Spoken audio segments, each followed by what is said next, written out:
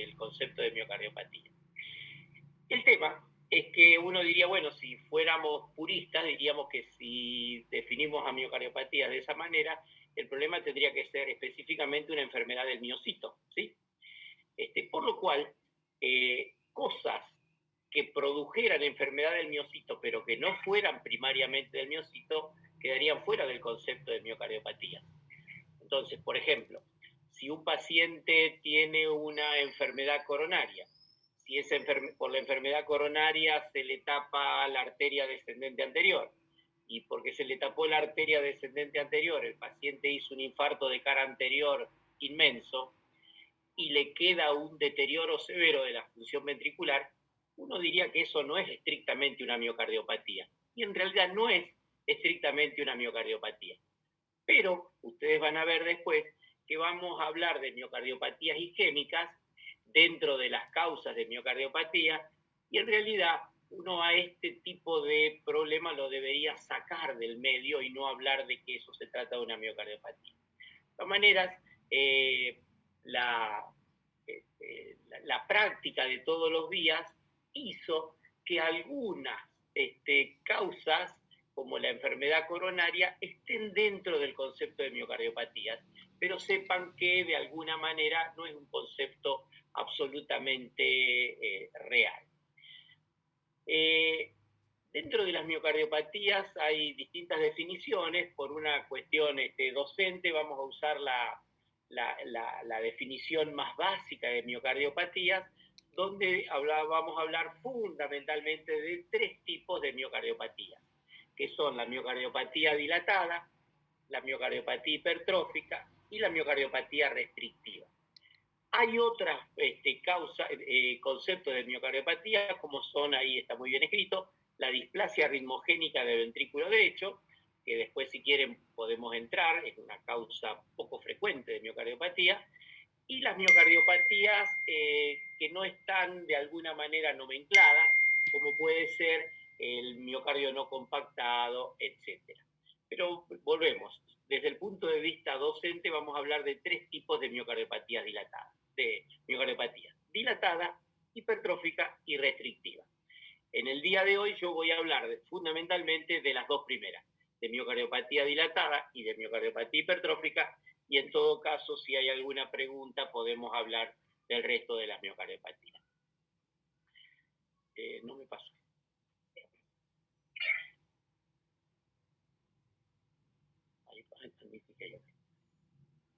Bueno, la miocardiopatía dilatada es la miocardiopatía más común, lejos es la miocardiopatía más común, es la que van a ver cuando sean médicos, mucho más frecuente que el resto de las miocardiopatías. Y en realidad no sabemos cuál es la prevalencia o la incidencia de miocardiopatía dilatada, porque vuelvo a lo que le decía antes. Dentro del concepto de miocardiopatía dilatada van a ver que van a englobar la miocardiopatía donde la causa no está en el miocardio, sino está en las coronarias, y entonces ahí el número aumenta en forma muy absoluta. Ustedes saben que la enfermedad coronaria es una enfermedad muy prevalente, y una de las formas que se expresa la enfermedad coronaria es a través del deterioro de la función ventricular izquierda y la insuficiencia cardíaca. ¿Qué es la miocardiopatía dilatada? La miocardiopatía dilatada, en realidad, es una enfermedad del miocardio donde la enfermedad primaria del músculo cardíaco hace que, como mecanismo de compensación, se dilate ese ventrículo izquierdo para tratar de mantener un volumen minuto aceptable, y esa dilatación del ventrículo izquierdo es lo que finalmente uno ve en el paciente como un ventrículo izquierdo dilatado. Inicialmente casi todas este tipo de miocardiopatías empiezan por el ventrículo izquierdo. Ese deterioro de la función ventricular izquierda hace que el ventrículo izquierdo, en un afán de compensación, haga un remodelado y se dilate, y entonces, como concepto básico, la miocardiopatía dilatada tiene dos situaciones. Uno es el deterioro de la función ventricular, y en forma secundaria la dilatación del ventrículo izquierdo. Si uno tuviera un ventrículo izquierdo que está dilatado, pero la contractilidad es normal, eso no es una miocardiopatía dilatada. porque le falta el concepto básico, que es el deterioro de la función ventricular. Eso podría ser, por ejemplo, un paciente que tenga una sobrecarga de volumen del ventrículo izquierdo, o puede ser una valvulopatía mitral, específicamente una insuficiencia mitral, o una insuficiencia aórtica, etcétera, que dilatan el ventrículo izquierdo, pero inicialmente mantienen la contractilidad. ¿Sí? Bueno, ahí van a ver entonces que la miocardiopatía dilatada tiene una distribución mundial, en todos lados está la miocardiopatía dilatada, predomina en hombres, mucho más en la raza negra. La edad media depende de la causa de la miocardiopatía dilatada, pero en general entre los 20 y los 50 años es cuando aparecen más casos, y como dijimos siempre es la más frecuente. Y acá viene lo que hablábamos al principio. Si uno dijera, bueno, yo quiero ser un purista del lenguaje y nada más que voy a incorporar como miocardiopatías dilatadas a las que no tienen una causa, donde el problema principal o inicial está en el miocito, uno diría que deberían ser las idiopáticas, que después vamos a ver que esto de idiopática es un concepto que va cambiando, porque desde que tenemos la genética hay muchas miocardiopatías que hasta ahora teníamos como idiopática, y cuando le hacemos algún test genético vemos que hay algún gen que está alterado. Esto es muy interesante porque en la miocardiopatía dilatada, donde la causa es una alteración genética, el gen que puede estar alterado es un gen que puede codificar cualquier parte del miocardio. Esto es, pueden ser proteínas de la membrana del miocito, pueden ser proteínas del intersticio, pueden ser proteínas del sarcómero, etcétera. A diferencia, por ejemplo, de la miocardiopatía hipertrófica, donde los genes que están alterados siempre son proteínas que codifican el sarcómero del miocito. ¿Sí? Y ahí ven que la isquémica, dijimos que no deberíamos ponerla acá adentro, pero todo el mundo las pone dentro de las miocardiopatías. Las causas autoinmunes, esto es en algunas enfermedades del tejido conectivo. Causas tóxicas, y acá van a ver etanol, la miocardiopatía alcohólica tal vez sea de las más frecuentes, pero no olviden estas, las medicamentosas, y acá dentro de las medicamentosas, fundamentalmente los tratamientos quimioterápicos, las antraciclinas, pueden dar deterioro del miocito y miocardiopatía dilatada. La cocaína, y esto realmente es así, cada vez más frecuente, porque el hábito está en ascenso en el mundo, y la cocaína puede dar una miocardiopatía dilatada, pero además de dar una miocardiopatía dilatada por su efecto tóxico a nivel del miocito, puede dar la cocaína también enfermedad coronaria, cardiopatía isquémica, etc. O sea, la cocaína puede afectar la contractilidad del ventrículo izquierdo a través de mecanismos múltiples. Dentro de las infecciosas tenemos virales, y estas son muy importantes. Ahora con el tema del COVID hemos visto muchísima miocardiopatía asociada a COVID, tipo miocarditis, que después si quieren podemos volver sobre el tema, y en nuestro medio, y puesto con mayúscula, la miocardiopatía chagásica. Y esto, el último concepto, es un concepto muy interesante, que es el tema de las taquicardiomiopatía. ¿Qué es una taquicardiomiopatía? Taquicardiomiopatía es un paciente que tiene algún tipo de taquiarritmia que persiste en el tiempo, y esa taquiarritmia, por ejemplo, una fibrilación auricular de alta respuesta ventricular, o una taquicardia paroxística que ya dejó de ser paroxística y se hace permanente, o un aleteo auricular que permanece en el tiempo y hace que el corazón vaya a una frecuencia muy rápida, esto es 150 por minuto, en forma permanente. Esa taquicardia puede deteriorar la contractilidad del ventrículo izquierdo. ¿Cuál es la diferencia con una miocardiopatía clásica? Que el miocito no está enfermo. El miocito sufre la consecuencia de esa frecuencia cardíaca alta, y el tratamiento, como vamos a ver después, en este tipo de taquicardiomiopatía, es sacar la arritmia. Si uno saca la arritmia, mejora la contractilidad en el tiempo y desaparece ese deterioro de la función ventricular. Por supuesto que hay causas reversibles y una de ellas, como dijimos, es la miocardiopatía alcohólica, donde hay un tiempo en la evolución de la miocardiopatía alcohólica donde si uno sale del hábito, el ventrículo izquierdo puede mejora la función ventricular, pero obviamente hay un tiempo donde ya, y eso nadie lo sabe, pero llega un momento en donde el seguir con el consumo de alcohol ya deteriora en forma irreversible el miocito y ya no hay recuperación. Las miocarditis virales, dijimos que hay, por ejemplo en el COVID, pero hay muchas otras miocarditis, donde un virus de alguna manera enferma el miocito y aquí pueden pasar varias cosas. Puede ser una miocarditis aguda severa, donde inclusive los pacientes deterioran tanto la función ventricular que entran en shock cardiogénico y que a veces no se resuelve y el paciente termina en una miocarditis aguda en un trasplante cardíaco.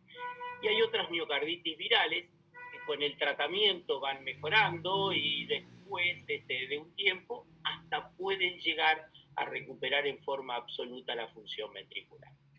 La toxoplasmosis, la sarcoidosis, esto acá es muy interesante, la miocardiopatía periparto. La miocardiopatía periparto, como dice periparto, puede ocurrir cercana al parto y los tiempos acá son variables. Algunos dicen que empieza a correr la miocardiopatía periparto en los últimos 3 meses del embarazo y puede aparecer inclusive después del parto. Son pacientes que entran en ese tiempo en un cuadro de insuficiencia cardíaca y uno en la búsqueda del por qué esa paciente tiene insuficiencia cardíaca, le hace los estudios y llega a la conclusión que el problema está en la contracción del ventrículo izquierdo. Tiene deterioro de la contractilidad y acá también, y esto es muy parecido a las miocarditis virales, hay algunas miocardiopatías periparto que evolucionan muy mal, donde no recuperan la función ventricular, inclusive hemos tenido algún caso de que ha tenido que ir a un trasplante cardíaco por una situación irreversible de la contractilidad del ventrículo izquierdo. Esa evolución es la menos frecuente, es rara, la mayoría de las veces uno le trata la insuficiencia cardíaca y el miocardio de a poquito se va recuperando, inclusive llega a normalizar en forma absoluta la función ventricular. Como ven, las causas de miocardiopatía son múltiples. ¿Y cómo es la fisiopatología de esta enfermedad? Es bastante simple. Por alguna razón hay un compromiso del miocardio y específicamente uno diría del miocito. Ese compromiso del miocito deteriora la contractilidad en un grado diverso, puede ser leve, moderado, severo, y en un intento de mejorar el volumen sistólico, el ventrículo se dilata, se remodela, es un remodelado negativo, dilata el ventrículo izquierdo y esa pared también se hipertrofia, eso aumenta el consumo de oxígeno miocárdico y eso entra en un círculo vicioso, digamos, donde cada vez hay más dilatación, cada vez hay más deterioro de la función ventricular y el paciente empieza a tener clínica de insuficiencia cardíaca, que es la forma en la que nos llegan este tipo de pacientes a la consulta. Entonces ustedes ven que a raíz del deterioro de la contractilidad del ventrículo izquierdo aumenta la presión de fin de diástole del ventrículo izquierdo. Como en la diástole, la cámara ventricular y la cámara auricular es una cámara única, este aumento en la presión de fin de diástole del ventrículo izquierdo hace que aumente la presión dentro de la aurícula izquierda y la presión dentro de la aurícula izquierda hacia atrás es la misma que en las venas pulmonares y que en el capilar pulmonar. Eso hace que el paciente tenga congestión pulmonar. Si yo ¿Cómo se expresa la congestión pulmonar desde el punto de vista clínico? Con edema pulmonar. Y el edema pulmonar, si es leve, tendrá disnea en clase funcional 1 y si sigue avanzando, tendrá en clase funcional 2, clase funcional 3 y la expresión máxima sería en edema agudo de pulmón. ¿ves? Ese aumento en la presión capilar pulmonar hace que se produzca hipertensión pulmonar. Y esa hipertensión pulmonar condiciona un aumento en la poscarga del ventrículo derecho, y ese aumento en la poscarga del ventrículo derecho con el tiempo lleva a un deterioro de la contractilidad del ventrículo derecho y a tener entonces el paciente signos de insuficiencia cardíaca derecha. Entonces, repasando, en un principio las miocardiopatías, que como dijimos son prácticamente casi todas del ventrículo izquierdo, se expresan con signos congestivos a nivel del pulmón. Hasta ahí es una falla izquierda pura, y con el tiempo, si eso no se resuelve, pasa a tener aumento de la presión pulmonar, esto es hipertensión pulmonar, deterioro de la contractilidad del ventrículo, insuficiencia cardíaca derecha. ¿Existe la miocardiopatía dilatada aislada del ventrículo derecho? Sí, existe. Es una forma de la que decíamos antes de la displasia arritmogénica del ventrículo derecho, pero realmente es claramente rara. Entonces dijimos que cómo nos llega un paciente que tiene una miocardiopatía dilatada. Básicamente nos llega porque el paciente tiene disnea. El bajo gasto cardíaco es una expresión final en la miocardiopatía dilatada. Los pacientes tienen fundamentalmente signos retrógrados, disnea, clase 1, 2, 3, 4. Cuando esa situación avanza y se deteriora mucho la función ventricular y el paciente entra a caerle el volumen sistólico y a caer el volumen minuto, ahí sí el paciente va a tener bajo gasto. Pero recuerden siempre, fundamentalmente las miocardiopatías se expresan inicialmente con signos retrógrados más que con signos de falla anterógrada. Entonces dijimos, ¿cómo se expresan? Con insuficiencia cardíaca en el 85% de los casos. Algunas veces pueden tener dolor precordial, y cuando una miocardiopatía dilatada tiene dolor precordial hay que ir a buscar si no hay enfermedad coronaria subyacente. ¿Por qué estos pacientes pueden tener palpitaciones? Que es un síntoma bastante inespecífico. Porque suelen tener la miocardiopatía dilatada algún tipo de arritmia. Fundamentalmente arritmias auriculares, y básicamente, y la más importante y la más frecuente, es la fibrilación auricular, pero también pueden tener arritmia ventricular. Edemas los pacientes van a tener cuando tengan signos de insuficiencia cardíaca derecha. Si un paciente tiene solamente edemas y no tiene ingurgitación yugular y no tiene hepatomegalia, probablemente esos edemas no sean por insuficiencia cardíaca. En el edema de la insuficiencia cardíaca, habitualmente, o siempre, se asocia ingurgitación yugular y hepatomegalia. Y cuando revisamos un paciente con una miocardiopatía dilatada, ¿qué podemos encontrar? Bueno, podemos encontrar que tenga un latido apexiano desplazado, esto es un choque de la punta desplazado. ¿Y por qué? Porque el ventrículo izquierdo crece, y cuando el ventrículo izquierdo crece hacia afuera y hacia abajo, ¿sí? Puede tener un segundo ruido normal o desdoblado. ¿Y por qué va a estar desdoblado? Porque en general estos pacientes pueden tener algún tipo de trastorno de conducción, especialmente bloqueo de rama izquierda. La tensión arterial durante mucho tiempo va a estar normal.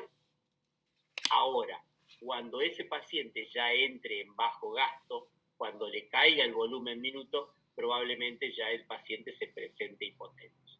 Tercer ruido y cuarto ruido pueden tener, sobre todo hagamos hincapié en el tercer ruido cardíaco, que es un signo de clara insuficiencia cardíaca, pero como habíamos dicho en alguna de las charlas anteriores, es un signo que es muy específico, o sea, cuando escucho un tercer ruido, claramente tengo altísima probabilidad de que el paciente tenga insuficiencia cardíaca, pero no todas las insuficiencias cardíacas tienen tercer ruido.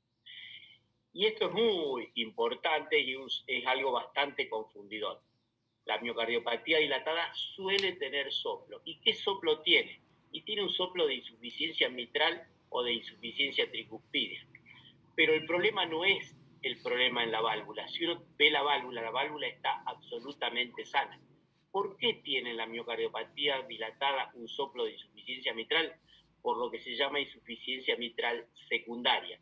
Esto ya lo vamos a ver cuando yo les dé la clase de insuficiencia mitral, donde la dilatación del ventrículo izquierdo hace que todo el aparato valvular y subvalvular mitral pierda la geometría, el ventrículo izquierdo se dilata, tironea de los músculos papilares, tironea de las cuerdas tendinosas y hace que cuando la válvula mitral se tiene que cerrar a nivel del plano valvular mitral, no alcanza a llegar al plano valvular mitral, la válvula queda abierta y entonces en sístole hay parte de la sangre que debería ir toda hacia la aorta y no va toda hacia la aorta.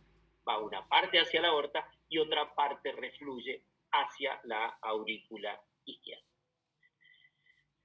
Entonces, repasando, ¿cómo me doy cuenta al revisar un paciente? Porque tiene un impulso apical desplazado, porque puede tener tercer ruido o cuarto ruido, porque puede tener un soplo de insuficiencia mitral o de insuficiencia tricuspidia.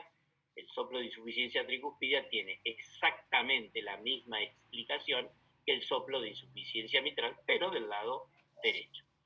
Cuando falla ya el ventrículo derecho, dijimos que teníamos ingurgitación yugular, hepatomegalia, puede tener ascitis, puede tener derrame pleural y edema en miembros inferiores.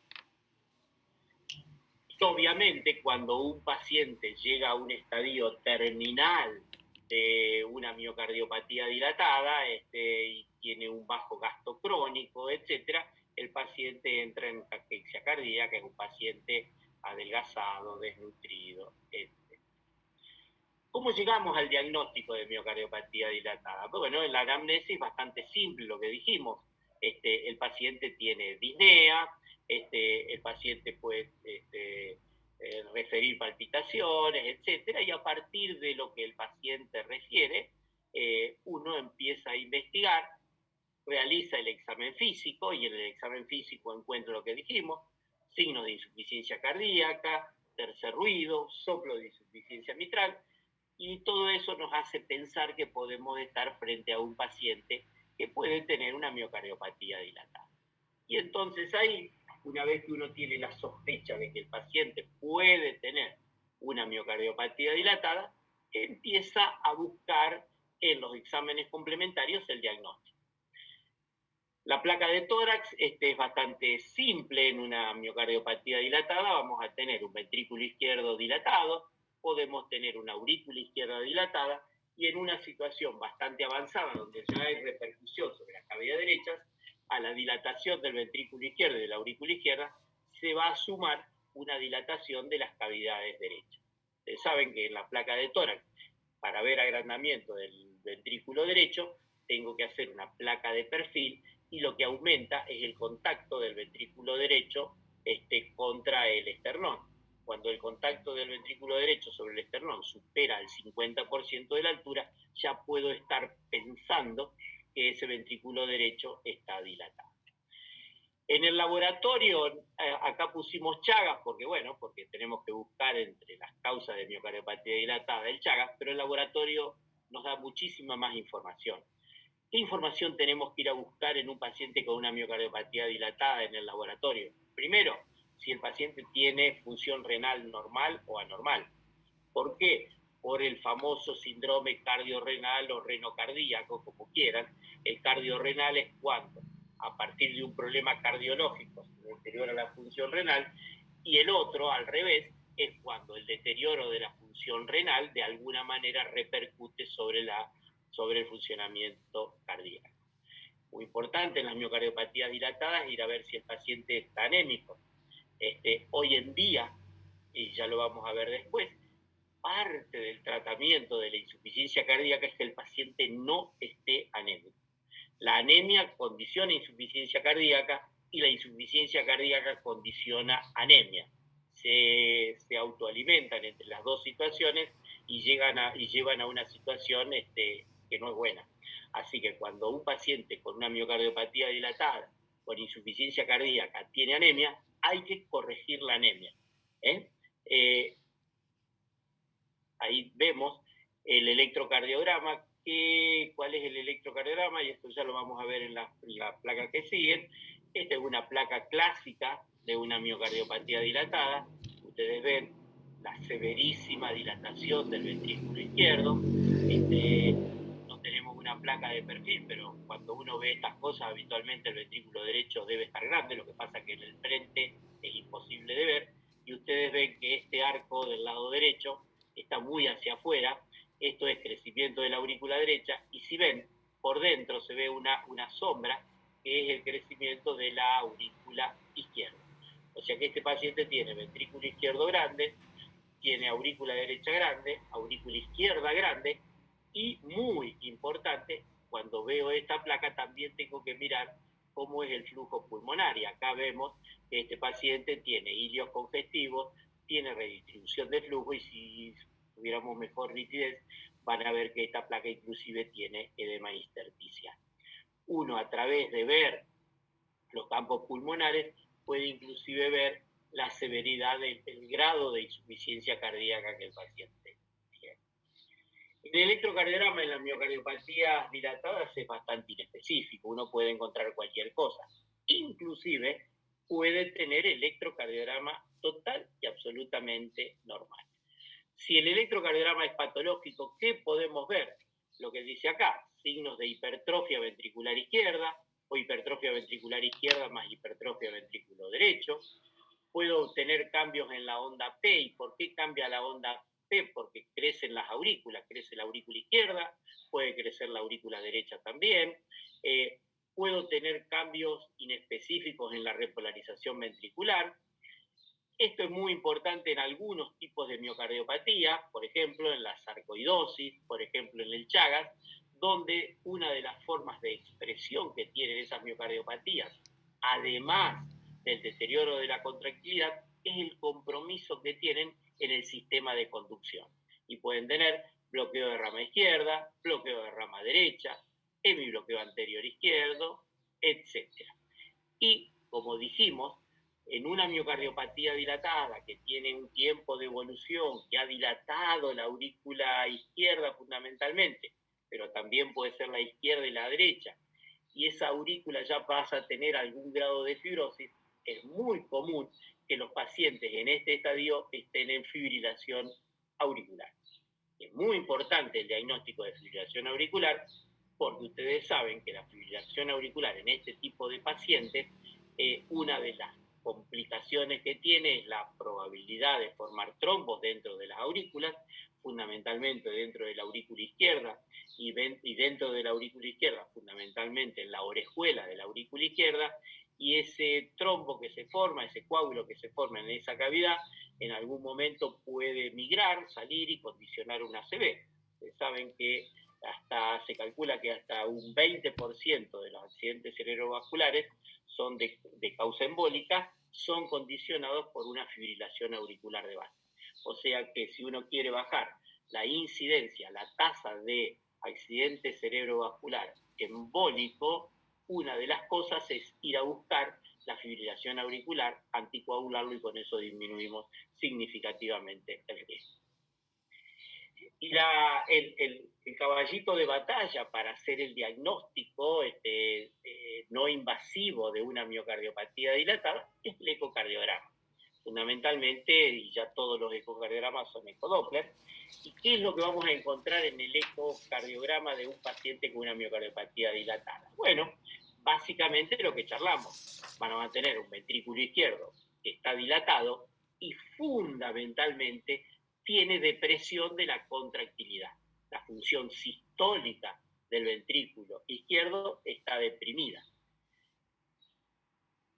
¿Cómo mido yo la función ventricular? Básicamente a través de la fracción de eyección. También podría hacerlo de una forma que se llama strain, y otra es de fracción de acortamiento. Pero para ponernos de acuerdo y para hablar todos el mismo idioma, diríamos que el mejor método para valorar la función sistólica del ventrículo izquierdo es la fracción de eyección del ventrículo izquierdo. Ustedes saben que la fracción de eyección de un ventrículo izquierdo normal está entre 50 y 55 o más.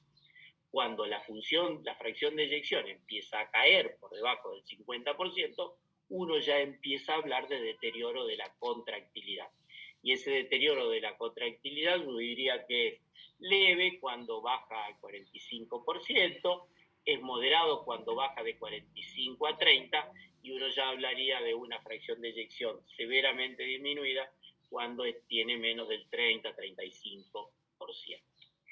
¿Qué otra cosa puedo ver, además de ver el ventrículo izquierdo dilatado y con depresión de la contractilidad? Que se dilate la aurícula izquierda.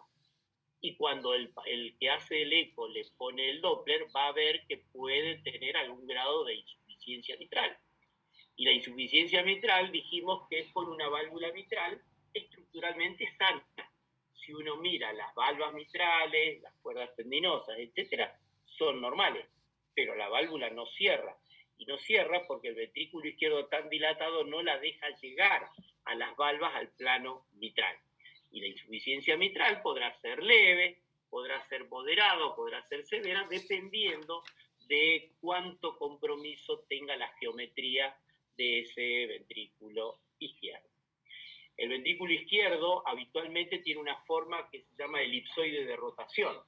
En la miocardiopatía dilatada, el ventrículo izquierdo toma una forma esférica, con aumento de los diámetros fundamentalmente en el eje corto. Acá dice contraste espontáneo en el ventrículo izquierdo. ¿Qué es contraste espontáneo? Se ve como un humo dentro del ventrículo izquierdo, que también se puede ver dentro de la aurícula izquierda, y eso es porque las velocidades del flujo son muy lentas, ¿de acuerdo? Y acá dice grado variable de derrame pericárdico. En los pacientes que tienen insuficiencia cardíaca, como expresión de la falla retrógrada, podemos tener derrame pleural, ascitis, edema, y además podemos tener derrame pericárdico, que habitualmente es de pequeña cuantía. ¿Qué otros métodos podemos utilizar en los pacientes que tienen una miocardiopatía dilatada? Bueno, otra forma, cuando en el eco no podemos ver bien el ventrículo izquierdo, tenemos dudas, la ventana no es buena, podemos hacer un ventriculograma con radioisótopos, que también nos permite medir los volúmenes en diástole, los volúmenes en sístole, y también sacar la fracción de eyección. Y el cateterismo, yo diría que en la miocardiopatía dilatada, ¿por qué hacemos un cateterismo en la miocardiopatía dilatada? Porque, como dijimos, una de las razones que puede condicionar deterioro de la contractilidad puede ser la enfermedad coronaria. No sé si recuerdan cuando vimos enfermedad coronaria que hablamos de lo que se llama miocardio hibernado. ¿Qué es el miocardio hibernado? El miocardio hibernado es cuando hay una enfermedad coronaria difusa de todos los vasos, básicamente de las 3 arterias coronarias principales, y ese déficit crónico, esa isquemia permanente que tiene el ventrículo izquierdo, el miocito, como una forma de adaptarse a esa isquemia permanente que tiene, ahorra energía y deja de contraerse con intensidad, gasta menos energía, se contrae menos. ¿Por qué se contrae menos? Porque lo poco que le llega y el miocito genera ATP, ese ATP lo utiliza para mantenerse vivo, para mantener las estructuras de membrana. Ahorra ATP. ¿Y cómo lo ahorra? Disminuyendo la contractilidad. Entonces, esa sería la única indicación hoy en día de un cateterismo, una cinecoronariografía, en el contexto de una miocardiopatía dilatada. Y esto es, básicamente, vemos que hay un tiempo donde uno puede tener una miocardiopatía dilatada y estar total y absolutamente asintomático, y esto es muy interesante. ¿Por qué? Porque si uno detecta una miocardiopatía dilatada en una fase asintomática, tiene que medicarla. Hay otras enfermedades donde uno espera los síntomas para tratar una enfermedad. Acá no. Acá ya está absolutamente demostrado que las miocardiopatías dilatadas, aún en fase asintomática, merecen tratamiento. ¿Y por qué merecen tratamiento? Porque uno puede mejorar el pronóstico, esto es, mejorar la mortalidad, disminuir la mortalidad en esos pacientes. Los pacientes con miocardiopatía dilatada, aún en fase asintomática, se pueden morir, y las drogas, que ya vamos a ver, pueden disminuir el riesgo de muerte por insuficiencia cardíaca y de muerte súbita. Calculen que aproximadamente un 50% de las miocardiopatías dilatadas mueren en forma súbita. Y a estos pacientes hay que ir a buscarlos, hay que detectarlos y después vamos a ver cómo podemos cambiar esa historia. Y después, obviamente, hay una etapa sintomática donde los pacientes pueden tener clínica. Dijimos que básicamente y en un principio tenían clínica de signos retrógrados, pero con el tiempo pueden tener signos anterógrados. La radiología que ya vimos, cardiomegalia, congestión pulmonar, etc.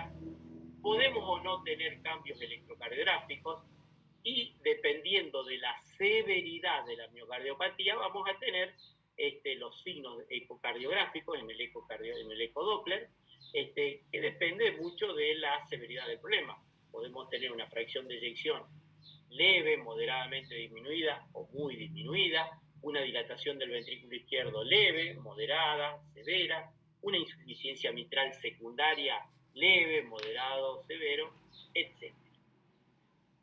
¿Qué hacemos con estos pacientes que tienen una miocardiopatía dilatada? Bueno, primero diagnosticarlos, y ya dijimos cómo los buscamos, cómo los encontramos.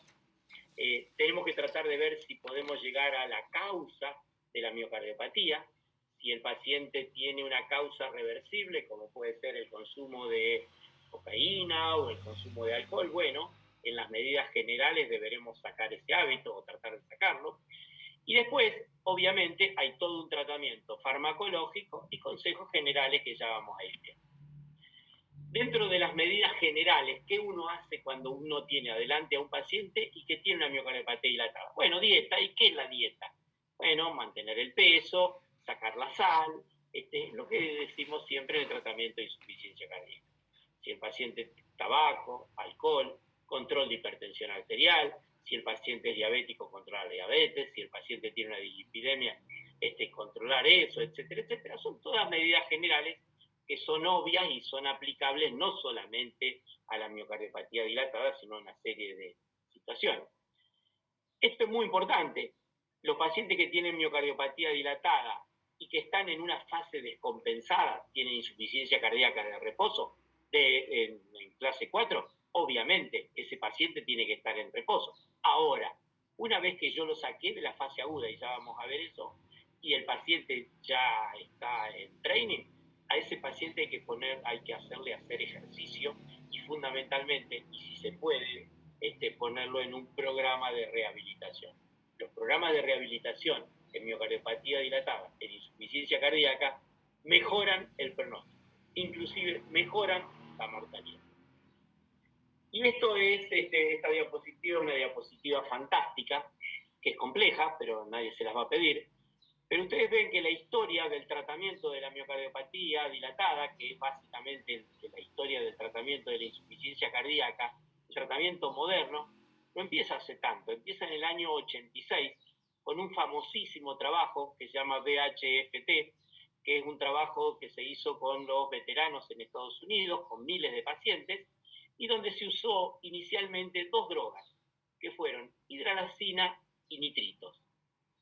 En esta época, en el año 86, el concepto era que el corazón era una bomba que tenía poscarga, precarga, y que había que tratar la poscarga y la precarga. Entonces, ¿con qué tratábamos la poscarga? Con hidralazina, que es un potente vasodilatador periférico. ¿Y con qué tratábamos la precarga? Con los nitritos. Ustedes saben que los nitritos producen congestión venosa y disminuyen el retorno venoso al corazón y por lo tanto disminuyen la precarga. Estos trabajos son históricos y tienen que ver con un concepto de la época de lo que era el concepto de insuficiencia cardíaca, un concepto absolutamente hidrodinámico y mecanicista. En el año 87 aparece este trabajo, que es el Consensus, que es el primer trabajo que se hace con inhibidores de la enzima convertidora en insuficiencia cardíaca, y se hace con una droga que ya no tenemos, que se llamaba captopril.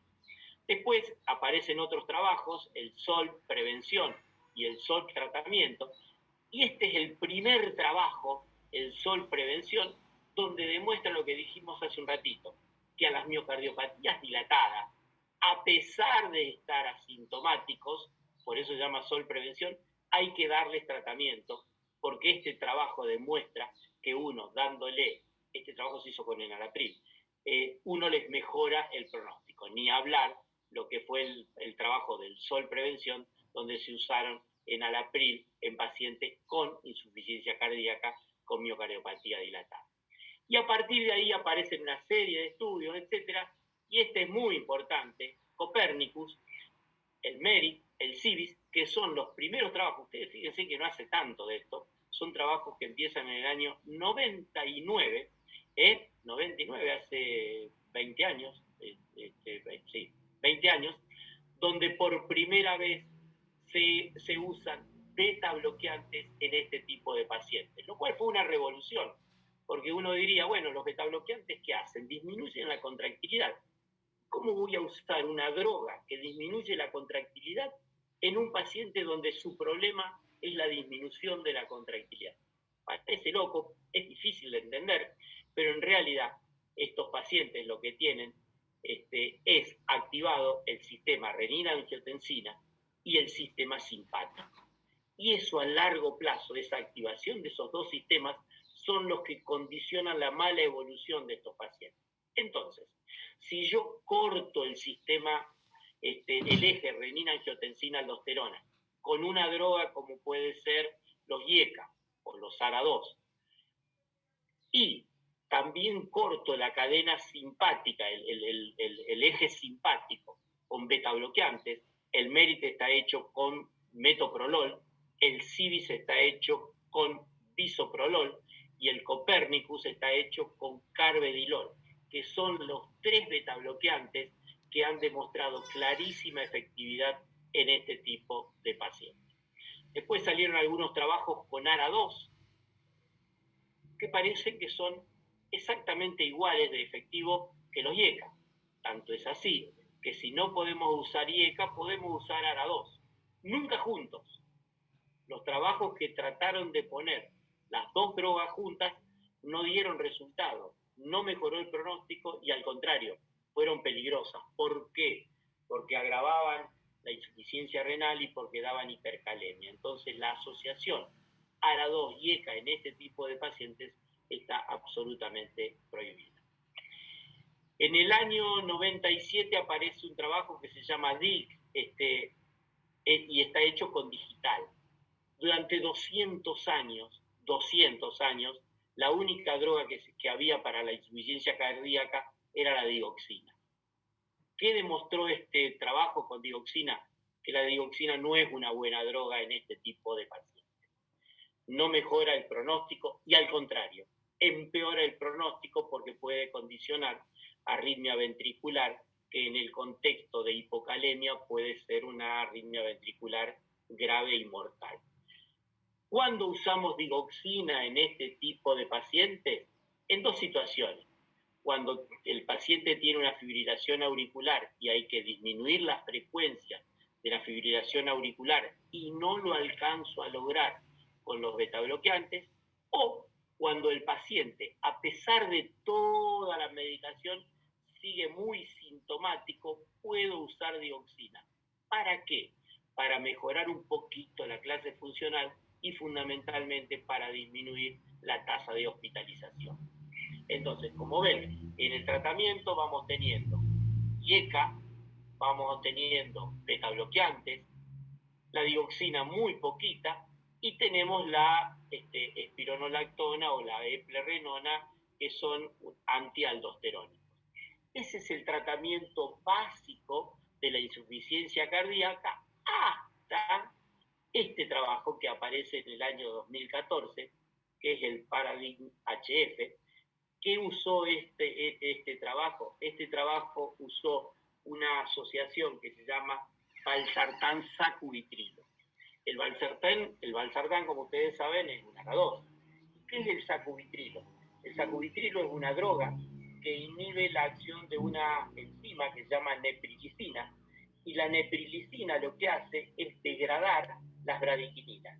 Entonces, ¿qué es lo que hace esta droga neprilicina? Sacubitrilo inhibe a la neprilicina, por lo tanto va a aumentar el tenor de bradikininas en sangre. Tanto es así, y este resultado fue tan exitoso de este trabajo, que la idea es que el valsartán neprilicina reemplace a los IECA o a los ARA2. Lamentablemente es una droga muy cara, por lo cual el traspaso de los pacientes con IECA o ARA2 a este tipo de asociación no ha sido fácil, ¿sí?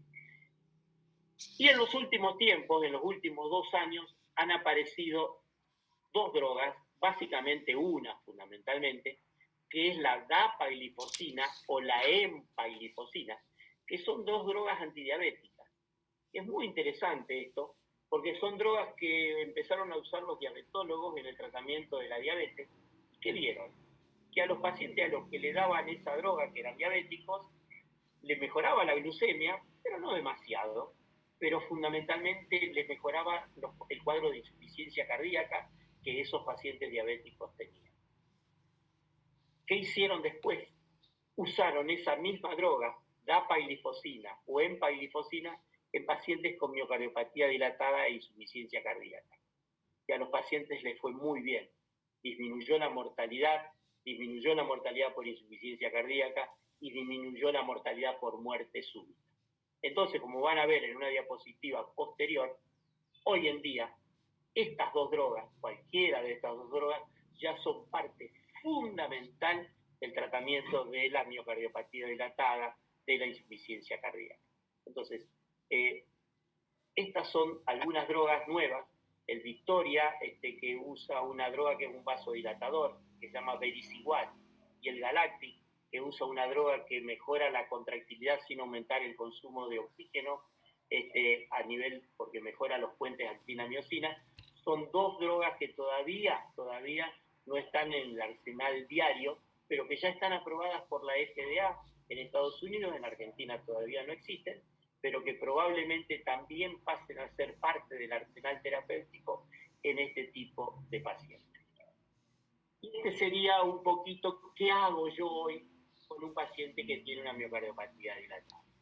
Si el paciente viene con signos de insuficiencia cardíaca, viene sobrecarga de volumen, está hipervolémico, lo primero es sacarle ese líquido con diuréticos, etc. Pero una vez que ya lo tengo en peso seco, tengo que usar todas estas drogas. Tengo que usar básicamente sacubitril o valsartán, la sigla es ARNI, y si no lo tengo, bueno, usaré IECA o ARA2. Tengo que usar betabloqueantes, tengo que usar espironolactona, y tengo que usar DAPA o empaglifosina.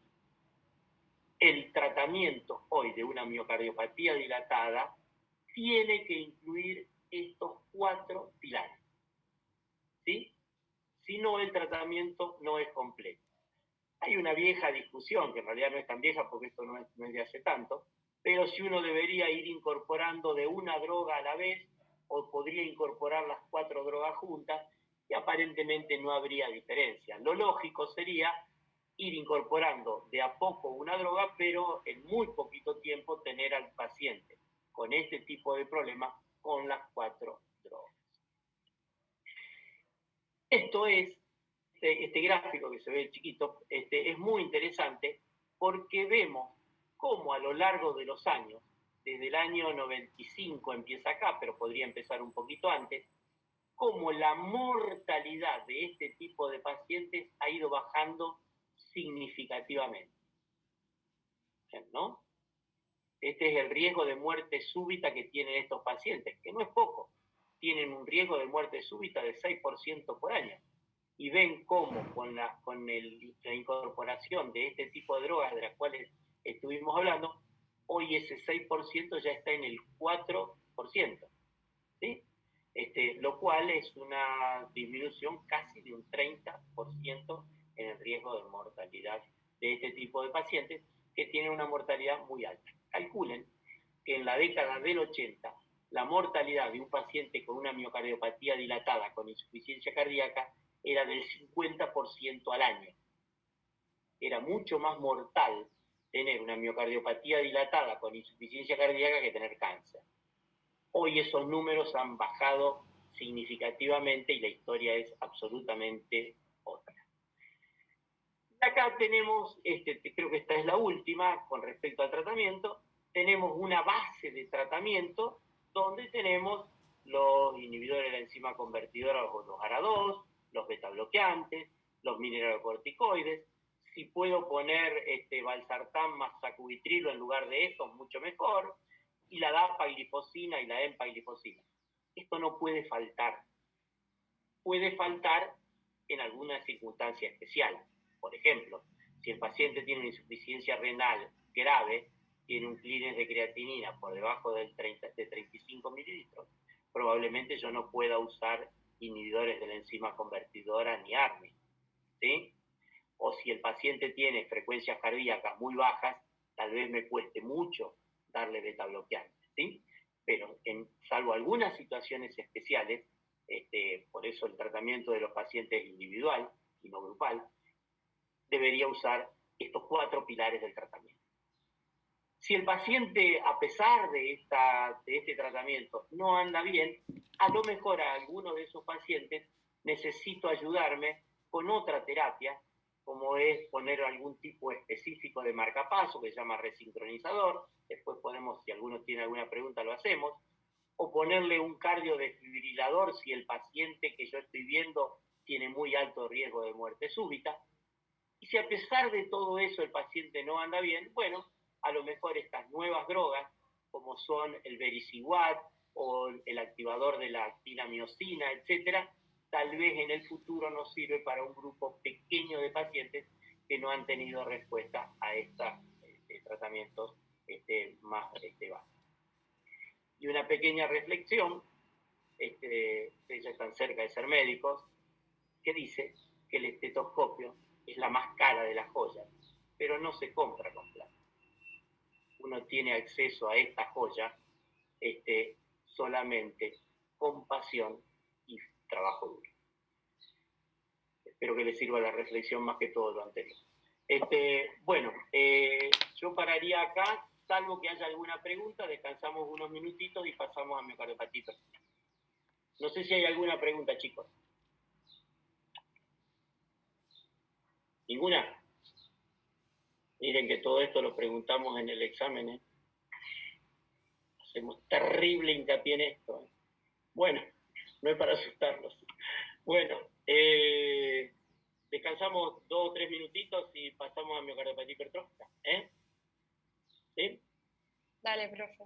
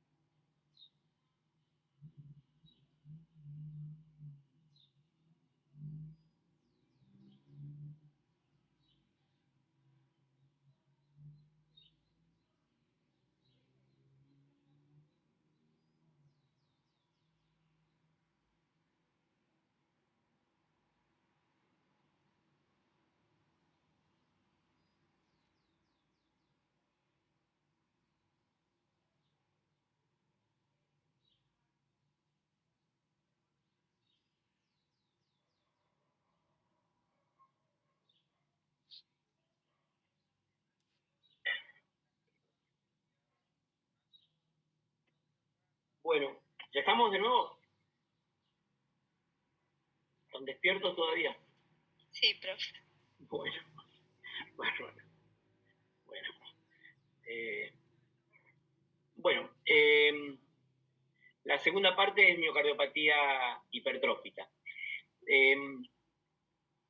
No sé, la doctora Rossi ya les dio la clase de insuficiencia cardíaca o todavía no.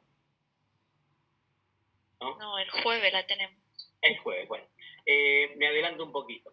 Ustedes saben que uno puede tener insuficiencia cardíaca en el caso de las miocardiopatías porque uno tenga un problema en la sístole, esto es, el corazón no se contrae bien, el ventrículo izquierdo no se contrae bien, y como la fracción de eyección está disminuida, va quedando dentro del ventrículo izquierdo un remanente de sangre, y ese remanente de sangre hace que la presión de fin de diástole dentro del ventrículo izquierdo vaya aumentando, ¿sí? Y dijimos que ese aumento en la presión de fin de diástole del ventrículo izquierdo repercute en la aurícula izquierda y esa repercusión en la aurícula izquierda repercute en el capilar pulmonar y entonces uno tiene insuficiencia cardíaca retrógrada, ¿sí? Pero hay otra situación mucho menos frecuente, pero que también existe, pero que cada vez existe más, que es la insuficiencia cardíaca con función sistólica conservada. Los pacientes tienen disnea, tienen insuficiencia cardíaca izquierda, retrógrada.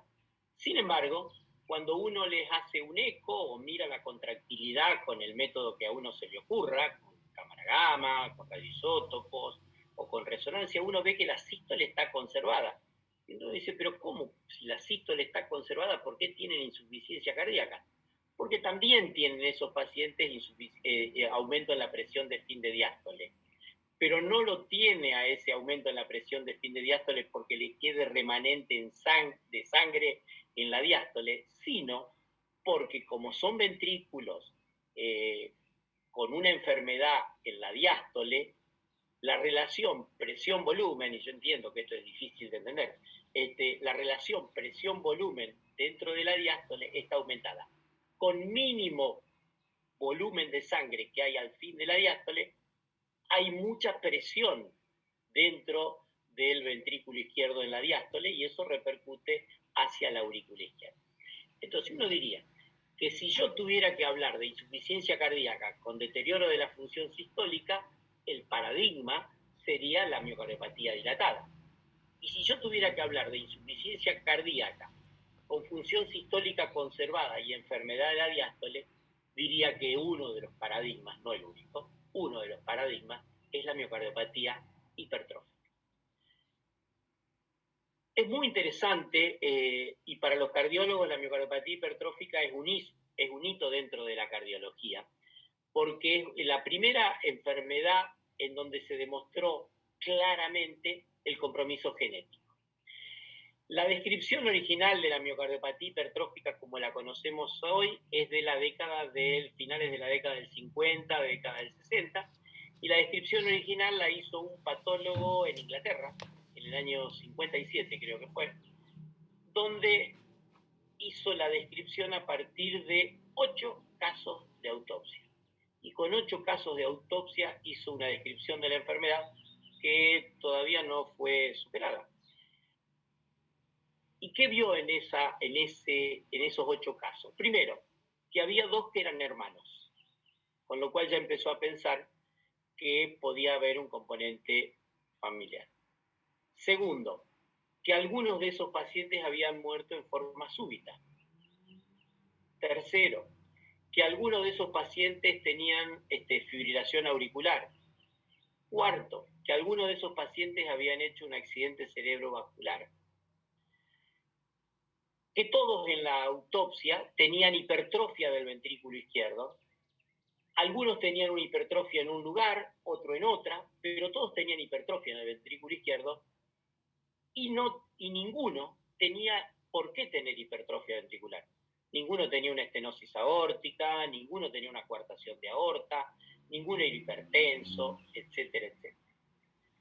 Otra de las situaciones era que había muchos que, de los 8, creo que la mitad eran muy jóvenes, ¿sí?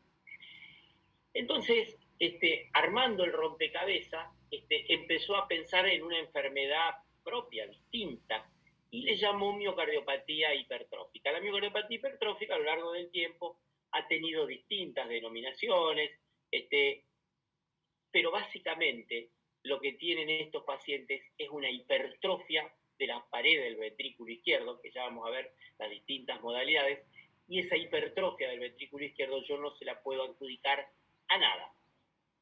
¿Sí? ¿Es una enfermedad genética? Sí. Y ya hoy hay descrito más de 700 genes distintos que condicionan miocardiopatía hipertrófica. Entonces uno podría decir, bueno, en realidad la miocardiopatía hipertrófica ya tenemos 700 enfermedades distintas, donde tienen un genotipo determinado y donde tienen un fenotipo diferente. Algunos se expresan con una hipertrofia en un lugar determinado del ventrículo izquierdo, otro en otro, etc. En miocardiopatía hipertrófica es muy importante el concepto de fenocopia. ¿Qué es fenocopia? Fenocopia es una enfermedad que simula otra. ¿Sí? Entonces hay algunas enfermedades que yo digo cuando hago el eco, uy, el paciente tiene una miocardiopatía hipertrófica, y tal vez ese paciente no tiene una miocardiopatía hipertrófica, sino que tiene una enfermedad por depósito, como puede ser una amiloidosis, puede ser una glucogenosis, como puede ser una enfermedad de Fabry, etc. Hay algunas enfermedades que simulan ser una miocardiopatía hipertrófica y que no tienen nada que ver con una miocardiopatía hipertrófica. Tienen el mismo fenotipo, son copias, son fenocopias, pero no son miocardiopatías hipertróficas. Una miocardiopatía hipertrófica, entonces, ¿qué es? Dice acá, es una enfermedad primaria del miocardio, determinada genéticamente y que está caracterizada por hipertrofia.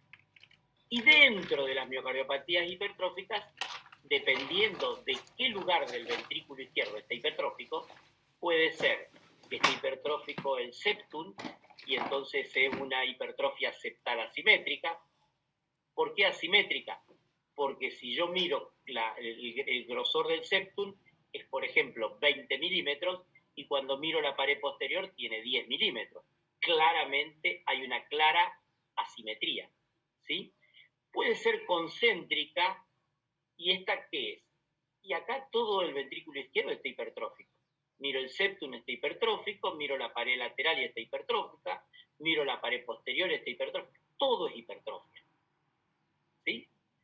Hay una forma apical donde lo único que está hipertrófico es la punta del ventrículo izquierdo, y esto es una forma de miocardiopatía hipertrófica de la población oriental. Los orientales tienen prácticamente en forma exclusiva este tipo de miocardiopatía.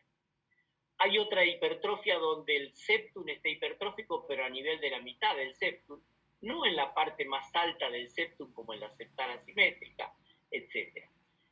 Y hay descritas muchas más ahora, no solamente estas 4, dependiendo del lugar donde se describa la hipertrofia. Este es un número que nadie sabe si es cierto, pero lo repetimos. Y uno diría que afecta a 1 de cada 500 personas, pero probablemente sean muchas más. Probablemente sea 1 en 300 o menos. ¿Por qué? Porque el gran problema que tenemos en miocardiopatía hipertrófica es cómo salimos a buscar la miocardiopatía hipertrófica. No es fácil hacer el diagnóstico de miocardiopatía hipertrófica. Esto es una cosa muy importante y tal vez este es el mayor mensaje que me gustaría dejarles. Hoy en día, es la principal causa de muerte súbita en jóvenes. Antes decíamos de muerte súbita en jóvenes haciendo actividad física. Me parecería que no es tan así. Los pacientes jóvenes con miocardiopatía hipertrófica se pueden morir haciendo actividad física o también se pueden morir súbitamente en reposo. En los pacientes que han muerto haciendo maratones, por ejemplo, que se le ha hecho autopsia a los que mueren haciendo maratones, jóvenes, la principal causa, lo que más se encuentra es miocardiopatía hipertrófica. Por eso es muy, muy, pero muy importante la detección de este tipo de pacientes y ya vamos a ver. Dijimos que tiene causa genética, hay más de 700 descripciones, y seguramente hoy ya deben estar mucho más de 700 y más todavía. Y esto es un diagramita de muchas proteínas que tiene el sarcómero, pero son muchísimas más. Calculen que hay más de 700, ¿sí? Siempre en la miocardiopatía hipertrófica el gen que está alterado es el que codifica alguna proteína del sarcómero. Por eso a la miocardiopatía hipertrófica le llamamos que es una enfermedad sarcomérica del sarcómero. En cambio, como dijimos antes, en la miocardiopatía dilatada puede haber afección de una proteína del sarcómero, pero puede haber una afectación también de una proteína de la membrana celular del miocito, de la membrana del lisosoma, de la membrana de la mitocondria, lo que venga. En cambio, en la miocardiopatía hipertrófica siempre la alteración está en una miocardiopatía, en una proteína del sarcómero. ¿Cómo veo yo en la anatomía patológica? Ustedes ven, esto es un esquema de una disposición de los miocitos. Ustedes ven que tienen alguna regularidad. En cambio, en la miocardiopatía hipertrófica, los miocitos no solamente están grandes, hipertróficos, sino que están totalmente desalineados, desestructurados. Y esta desestructuración del miocito es una de las causas del por qué estos pacientes pueden tener arritmias ventriculares graves y esa arritmia ventricular grave sea la causa de la muerte súbita. Acá tenemos un esquemita también de este ventrículo izquierdo con una miocardiopatía hipertrófica y acá en el diagrama está ejemplificado una miocardiopatía hipertrófica del septum interventricular y sobre todo del septum interventricular a nivel del tracto de salida del ventrículo izquierdo. Ustedes ven que en la diástole hay un espacio, pero cuando el ventrículo izquierdo se contrae, esa hipertrofia hace que este septum llegue muy cerquita de la válvula mitral y produzca una obstrucción a nivel del tracto de salida del ventrículo izquierdo. Esta forma de miocardiopatía hipertrófica es la miocardiopatía obstructiva. Esta es la forma más frecuente de miocardiopatía hipertrófica.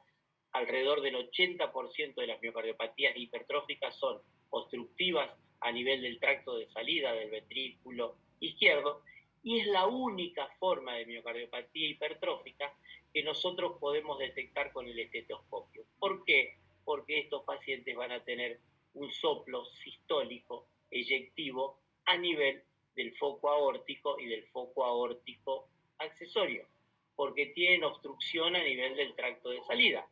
En cambio, en los otros tipos de miocardiopatías hipertróficas, como no hay obstrucción a nivel del tracto de salida, no tenemos la chance de detectarlo a través de un soplo en el examen físico. ¿Cuál es el problema de la miocardiopatía hipertrófica? La miocardiopatía hipertrófica tiene dos problemas.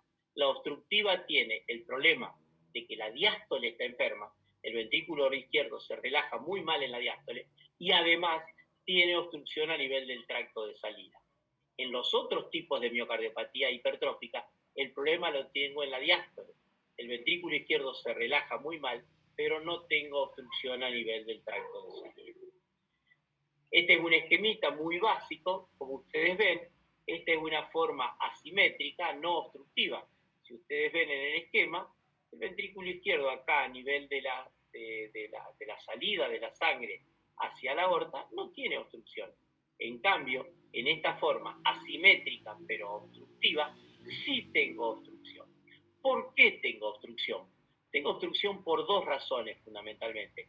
Porque el septum crece dentro del tracto de salida y lo obstruye, pero además estos pacientes tienen una posición anómala, sobre todo de la valva anterior de la mitral, que queda muy cerquita del septum. Entonces, entre un septum hipertrófico y una valva anterior mitral muy cerca del septum, me obstruyen el tracto de salida del ventrículo izquierdo. Dijimos que cuando es obstructiva, este paciente, tiene soplo, no tiene por qué tener soplo. Lo mismo que este otro, tiene una forma concéntrica, ven en el esquema, el septum y la pared posterior, las dos están hipertróficas y en igual magnitud tal vez un poquito más uno que otro, pero no importa. pero no hay obstrucción en el tracto de salida. Este paciente no tiene SOP. Y este menos.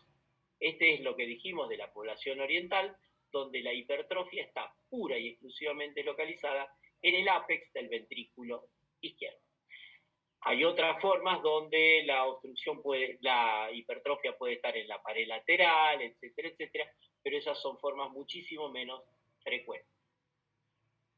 Esta es la anatomía patológica. ¿Qué tiene la anatomía patológica de la miocardiopatía hipertrófica? Por supuesto, hipertrofia de los miocitos.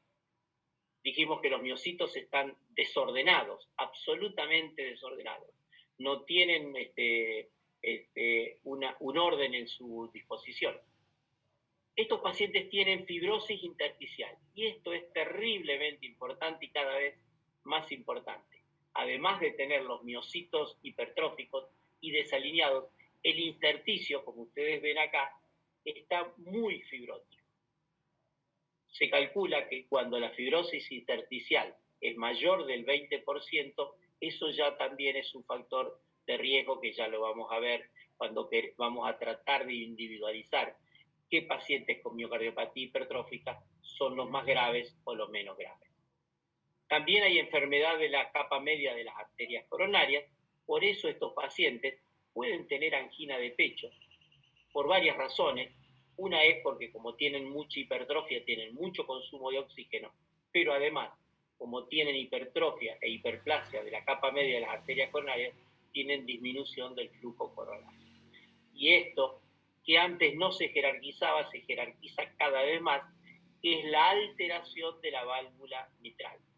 Y esto se jerarquiza tanto que cuando veamos uno de los tratamientos de la miocardiopatía hipertrófica, que es el tratamiento quirúrgico hoy de la miocardiopatía hipertrófica, además del tratamiento específico de ese septum interventricular hipertrófico, también hay que hacer algún tipo de cirugía plástica sobre la válvula mitral. ¿Cómo me doy cuenta? ¿Cómo detecto un paciente con una miocardiopatía hipertrófica? Y esto es un problema. Es un problema porque muchísimos pacientes, tal vez la mayoría, pasan muchísimo tiempo de su vida total y absolutamente asintomáticos. Los pacientes no tienen síntomas. Ahora, un paciente con una miocardiopatía hipertrófica que está asintomático puede tener riesgo de muerte súbita. Puede debutar su enfermedad con muerte súbita. Y esto no es para meter miedo ni nada por el estilo, pero si yo detecto un paciente con miocardiopatía hipertrófica, aunque esté asintomático, tengo que ir a buscar, tengo que ir a valorar si ese paciente tiene o no tiene riesgo de muerte súbita. Y tal vez esto sea lo más importante de la charla como mensaje. ¿Cuál es el gran problema del paciente con miocardiopatía hipertrófica? Su principal problema, yo diría, es el riesgo que tiene de muerte súbita. ¿Todos los pacientes con miocardiopatía hipertrófica tienen riesgo de muerte súbita? No. Hay un grupo especial que tiene más riesgo de muerte súbita y ese es el que tenemos que ir a detectar porque tiene un tratamiento específico. Los que tienen síntomas, ¿qué síntomas tienen? Y lo que dijimos, los pacientes tienen, por enfermedad que tiene en la diástole del ventrículo izquierdo, tienen aumento en la presión de fin de diástole del ventrículo izquierdo, porque tienen una disfunción diastólica. Y si tienen disfunción diastólica y tienen aumento en la presión de fin de diástole del ventrículo izquierdo, tienen aumento en la presión capilar pulmonar. Y si un paciente tiene un aumento en la presión capilar pulmonar, ese aumento se expresa como disnea. Obviamente, en un principio esa disnea se va a dar fundamentalmente en el ejercicio, pero en la medida que avance la enfermedad, puede tener una disnea clase 2, 3, inclusive hasta puede tener disnea de reposo. ¿Pueden tener dolor torácico estos pacientes? Sí, y es frecuente que tengan dolor torácico, y es frecuente que uno cuando ve un paciente no tan joven, pero a lo mejor de unos 40 años, y que se expresa como dolor torácico, uno tal vez inicialmente piense, por una situación de prevalencia de enfermedad, en enfermedad coronaria.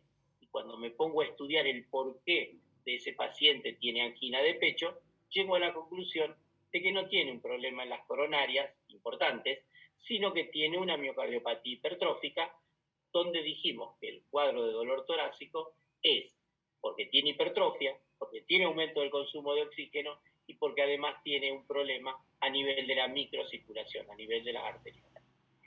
¿Puede tener palpitaciones este paciente? Sí, probablemente en esta enfermedad hay que jerarquizar mucho cuando el paciente relata palpitaciones, porque las palpitaciones pueden ser expresión de algún tipo de arritmia, y ese tipo de arritmia en el contexto de una miocardiopatía hipertrófica me puede estar marcando el pronóstico y tengo que ir a buscar a ver si esas palpitaciones a qué tipo de arritmia pertenecen. Puede ser que las palpitaciones sean por fibrilación auricular, o puede ser que sea por una arritmia ventricular, y puede ser por algún tipo de arritmia ventricular grave, específicamente taquicardia ventricular, y ahí sí, ese solo hallazgo ya me lo pone al paciente en riesgo de muerte súbita. Estos pacientes pueden tener síncope, sí, y hay dos tipos de síncope en este tipo de enfermedad. Uno es el síncope de esfuerzo, y este es el más fácil de entender. ¿Por qué tienen síncope estos pacientes? Porque cuando uno hace un esfuerzo, uno produce, hay un aumento en el consumo de oxígeno de los músculos, del cuádriceps, etcétera, etcétera, etcétera. Y entonces ese aumento del requerimiento de oxígeno, el músculo lo consigue a ese oxígeno a través de dos situaciones. Uno, de que el corazón mejore su volumen minuto. Y segundo, de una vasodilatación periférica. En este tipo de pacientes, esa vasodilatación periférica a veces no es compensada en forma absoluta con un aumento del volumen minuto. Recuerden que tensión arterial es volumen minuto por resistencia periférica. En este tipo de pacientes hay una caída de la resistencia periférica, no aumenta el volumen minuto, y por eso estos pacientes pueden tener hipotensión de esfuerzo y síncope de esfuerzo. Generalmente esto se da en la forma obstructiva de miocardiopatía hipertrófica de la que estuvimos hablando. Pero, ojo, estos pacientes también pueden tener síncope fuera del esfuerzo, y cuando tienen síncope fuera del esfuerzo, seguramente ese síncope fue por alguna arritmia ventricular severa, y este es un marcador de muy mal pronóstico. Entonces dijimos, ¿cuál es la clínica? Bueno, algunos debutan con muerte súbita, lamentablemente, y si no hay un cardiodesfibrilador a mano y alguien que los pueda reanimar, este paciente debutó su enfermedad y como debutó se murió. Y cuando esto ocurre en un paciente joven, es una catástrofe. Cuando tienen síntomas, pueden tener disnea, dijimos, pueden tener angina de pecho, etcétera, etcétera, etcétera. ¿Cómo me puedo dar cuenta en el examen físico si estos pacientes tienen una miocardiopatía hipertrófica? Si el paciente tiene una forma de miocardiopatía hipertrófica obstructiva. Estos pacientes pueden, con la forma obstructiva, cuando los reviso, tienen un soplo sistólico, eyectivo, en el foco aórtico y en el foco aórtico accesorio, y tienen una característica muy particular, que aumenta ese soplo sistólico si al paciente le hago hacer una maniobra de Valsalva. Si el paciente fuera una estenosis aórtica valvular o fuera una coartación de aorta, ese soplo sistólico no variaría con Valsalva. ¿Por qué en estos pacientes con la forma obstructiva aumentan con Valsalva? Porque cuando yo hago Valsalva, lo que estoy haciendo es aumentar la presión intratorácica. Cuando aumento la presión intratorácica, disminuyo el retorno venoso al corazón. Y cuando yo disminuyo el retorno venoso al corazón, el volumen dentro del ventrículo izquierdo disminuye. Y si el volumen disminuye, ese ventrículo izquierdo se achica y aumenta el grado de obstrucción. ¿Sí? Entonces, cuando el paciente tiene un soplo sistólico, le hago hacer Valsalva y el soplo sistólico aumenta, piensen en miocardiopatía hipertrófica. Y dijimos que nuestro problema en miocardiopatía hipertrófica, fundamentalmente, era detectar cuáles pacientes con miocardiopatía hipertrófica tienen más riesgo de hacer muerte súbita. Y entonces hay algunas cosas que son muy básicas y muy entendibles. Paciente que tiene antecedente de un paro cardíaco y que tuvo suerte y lo reanimaron, y cuando se interna le hacemos los estudios y tiene una miocardiopatía hipertrófica, ese paciente tiene un altísimo riesgo de volver a hacerlo. Ya lo hizo una vez, lo va a hacer otra. no tengan duda. Cuando hay antecedentes de historia familiar de muerte súbita, el paciente viene y cuenta que en la familia su padre, su madre, un tío, etcétera, etcétera, hermano, alguno, hizo una muerte súbita y tiene una miocardiopatía hipertrófica, bueno, guarda. Esto es muy interesante. Mutaciones. Desde que se hacen estudios genéticos en miocardiopatía hipertrófica, hay algunos genes con nombre y apellido que se asocian a muerte súbita y otros no. Entonces, si yo tengo un paciente que tiene una miocardiopatía hipertrófica, le hago un test genético y cuando me informan el test genético, me informan un gen que está demostrado que tiene alta probabilidad de muerte súbita, ese paciente ya va sumando mucho riesgo para hacer muerte súbita. Si el paciente tuvo síncope, no importa si fue síncope de reposo o síncope de esfuerzo. Si un paciente con miocardiopatía hipertrófica relata síncope, ya es un marcador de muy alto riesgo de muerte súbita. Si el paciente relata palpitaciones y le hacemos un electro, un holter o lo que sea, y demuestro taquicardia ventricular, bueno, también suma para miocardiopatía, para muerte súbita. Cuando hay una hipertrofia ventricular grave, ¿qué dice grave? Cuando el espesor del septum o de la parte hipertrófica es mayor de 30 milímetros. Ustedes calculen que un septum normalmente tiene 10 milímetros, 9-10 milímetros de espesor. Cuando multiplica por 3 su espesor, ese solo hallazgo ya lo pone en alto riesgo de muerte súbita. Y después hay otras situaciones que están menos establecidas, pero que también suman. Entonces, si el paciente hizo hipotensión en el ejercicio, que sería una forma de casi síncope o near síncope de esfuerzo, si tiene mucha obstrucción a nivel del tracto de salida, si del paciente le hago una resonancia magnética y el que informa la resonancia me dice que tiene una tasa de fibrosis mayor del 20%, etcétera. Entonces, hay unos calculadores de riesgo de muerte súbita que ustedes lo pueden buscar en cualquier lugar, donde le va preguntando los antecedentes del paciente, antecedentes de paro, si tiene antecedentes familiares, etcétera, etcétera, y va haciendo un score de riesgo. Si ese score de riesgo da alto, bueno, a ese paciente hay que protegerlo de la muerte súbita. ¿Cómo lo protegemos?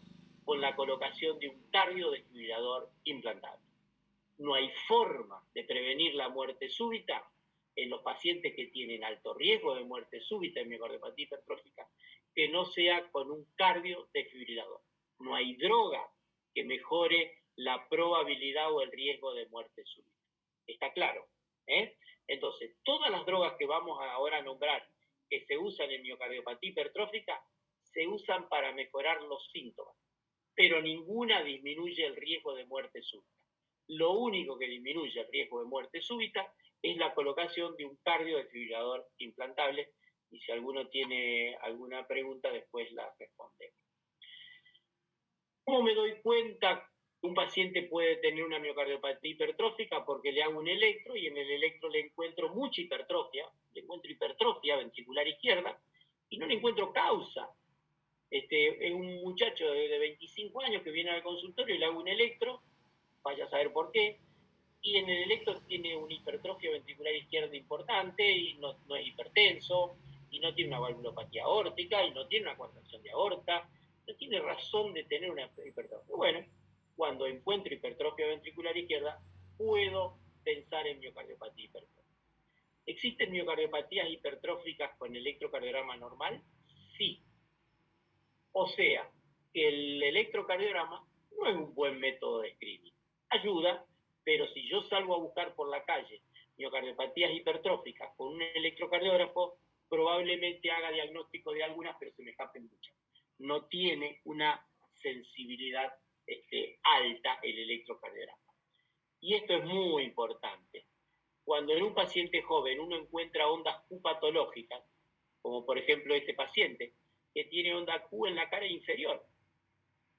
Si este paciente tiene 60 años, yo diría, este paciente tiene un infarto inferior. Pero si el paciente tiene 20 años, ¿por qué va a tener un infarto inferior a los 20 años? Esto es pensar siempre en miocardiopatía hipertrófica cuando encuentro ondas Q patológicas, que son expresión de la fibrosis a nivel del miocardio. En este caso, la fibrosis está localizada en este paciente específico en la cara inferior. Entonces, hipertrofia ventricular izquierda, ondas Q patológicas inexplicables, y después hay otras situaciones, ondas T negativas, en la forma que dijimos de miocardiopatía hipertrófica de la punta en los japoneses, por ejemplo, tiene una patente de unas ondas T negativas gigantes en toda la cara anterior. Cuando yo veo ondas T negativas gigantes en toda la cara anterior, tengo que pensar obligadamente en miocardiopatía hipertrófica y dentro de ella en la de la punta. Pueden tener bloqueos de ramas, sí, y pueden tener QT largo, lo cual predispone a la arritmia, o algún síndrome de preexcitación. Esto habrán visto cuando le dieron electrocardiografía, los síndromes de Wolff-Parkinson-White, por ejemplo. Cuando yo veo un paciente que tiene en el un electrocardiograma de un síndrome de Wolff-Parkinson-White, esto es PR corto y onda delta, dentro de las cosas que tengo que ir a buscar es miocardiopatía hipertrófica, ¿sí? El ecocardiograma es el caballito de batalla en una miocardiopatía hipertrófica. ¿Por qué? Porque me va a decir si tiene hipertrofia, dónde está localizada la hipertrofia, qué magnitud de hipertrofia tiene, si tiene obstrucción a nivel del tracto de salida del ventrículo izquierdo, etc. O sea que hoy, si uno tuviera que elegir un método para diagnosticar miocardiopatía hipertrófica, debería ser el ecocardiograma. Ya no es el único método, y hoy tal vez la cardioresonancia le está ganando espacio al ecocardiograma en el diagnóstico final de miocardiopatía hipertrófica. ¿Por qué? Porque además del diagnóstico de miocardiopatía hipertrófica, además de ver lo mismo que vio el eco, va a haber una cosa que el eco no puede ver, que es la fibrosis, de lo cual estábamos recién hablando. Y ustedes ven, por ejemplo, acá tiene un área de fibrosis, acá tiene un área de fibrosis, acá tiene un área de fibrosis, y en el ecocardiograma yo no lo hubiera visto a eso. Y ya dijimos que el grado de fibrosis también me ayuda en el score de riesgo para ver si un paciente tiene riesgo de muerte súbita o no. ¿Qué hacemos con los pacientes con una miocardiopatía hipertrófica? Entonces, el paso inicial, una vez que diagnostiqué la miocardiopatía hipertrófica, es hacerle el score de riesgo. Saber si ese paciente que tengo adelante tiene mucho riesgo de muerte súbita o no. Si no tiene riesgo de muerte súbita en el score y el paciente es asintomático, a ese paciente no hay que darle nada. No hay que darle nada. Se dan cuenta la diferencia con miocardiopatía dilatada, donde a todos teníamos que darle.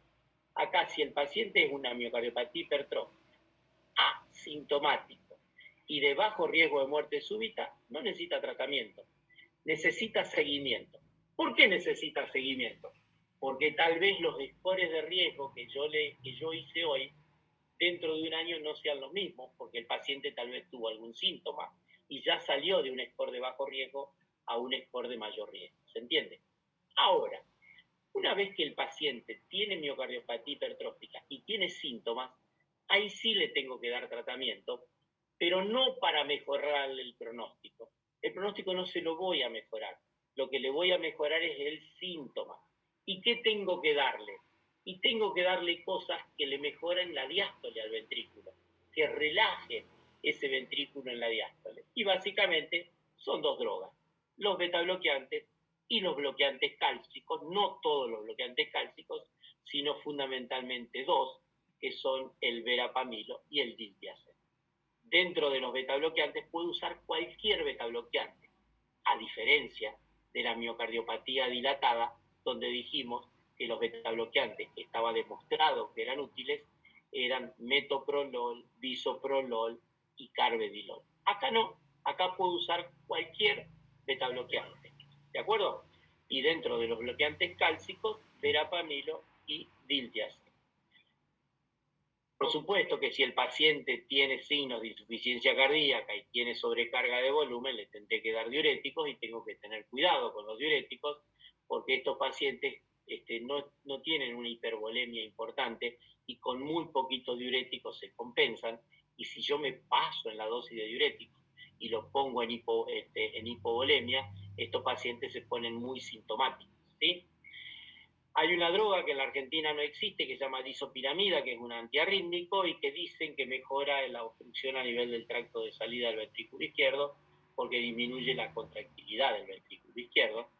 Y entonces dijimos que si el paciente tiene síntomas de insuficiencia cardíaca, bueno, beta bloqueantes, verapamilo, disopiramida si la forma es una forma obstructiva y diuréticos si tiene signo de insuficiencia cardíaca.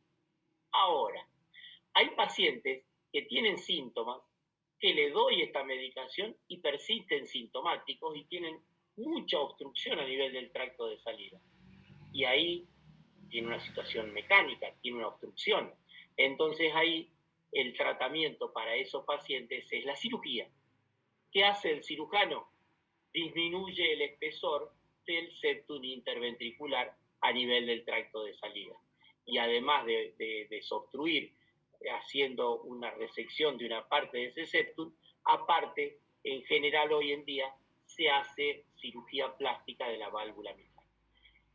Para que entiendan esto es una cosa muy rara, es muy raro que una miocardiopatía hipertrófica llegue a la cirugía.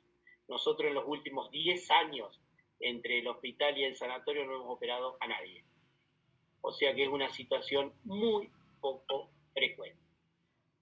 Y ahí tienen un ejemplo, ahí tienen la obstrucción a nivel del tracto de salida, entonces lo que hace el cirujano, corta ese septum y desobstruye ese tracto de salida.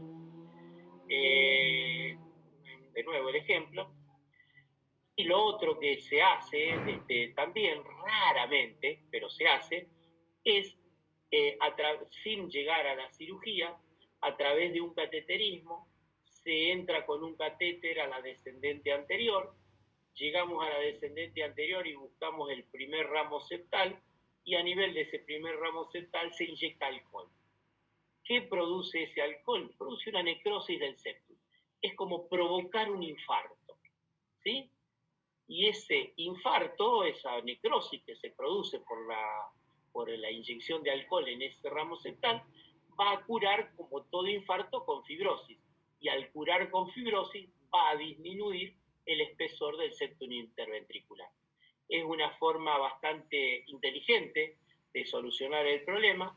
Realmente nosotros en esto sí hemos tenido algunos casos en los últimos años, no tantos, 2 casos, y la verdad que nos fue muy bien y conseguimos disminuir el espesor del septum de unos 30 milímetros a unos 12, 15 milímetros, con lo cual se produce una desobstrucción a nivel del tracto de salida del ventrículo izquierdo. Entonces, ¿qué estudios podemos hacer en los pacientes que tienen miocardiopatía hipertrófica? De todo. Holter, básicamente para ver si el paciente tiene algún tipo de arritmia grave. Prueba de esfuerzo para ver el comportamiento en el esfuerzo. Y esto es lo más importante, hay que valorar el riesgo de muerte súbita. Tal vez el mensaje más importante que yo les esté dejando hoy es que en los pacientes con miocardiopatía hipertrófica, la clave de lo que hay que hacer es descartar o buscar, tratar de adivinar si ese paciente tiene alto o bajo riesgo de muerte súbita. Y si tiene alto riesgo de muerte súbita, bueno, dijimos que la única forma de corregirlo es con la colocación de un cardiodesfibrilador. Un cardiodesfibrilador, para los que no lo saben, es básicamente un marcapaso que lo que hace es ir leyendo en forma permanente el ritmo cardíaco. Si en un momento determinado el equipo detecta una arritmia grave que lo puede poner en riesgo de muerte al paciente, esto es, una taquicardia ventricular o una fibrilación ventricular, le va a provocar una descarga eléctrica desde el interior, porque ese cable está puesto en la punta del ventrículo izquierdo, le produce una descarga eléctrica asimilable, digamos, a una desfibrilación que ustedes hacen con un DEA en un paciente que se muere en la calle o donde sea. Entonces, esa descarga eléctrica corta la arritmia y le evita a ese paciente la muerte súbita, que si no lo tuviera sería el final de la vida de ese paciente. Bueno, no sé si quedó claro y si hay alguna pregunta. Profe, yo tengo una pregunta. Los Sí. antecedentes de familiares de muerte súbita son en madre, padre y hermanos, ¿no? Sí, pero más atrás también. Tíos, ¿eh? Sí, en familiares de primer y segundo grado. Bien, gracias. ¿Alguna otra pregunta? ¿No? Bueno, no sé si hay alguno de la comisión 11, que es la mía. El jueves, entonces, a las 18 horas nos encontramos con la comisión mía. Y si quieren, repasamos algún tema de esto o de lo que quieran. No hay problema. Bueno, listo. Gracias. Gracias. Gracias, profe. Hasta luego.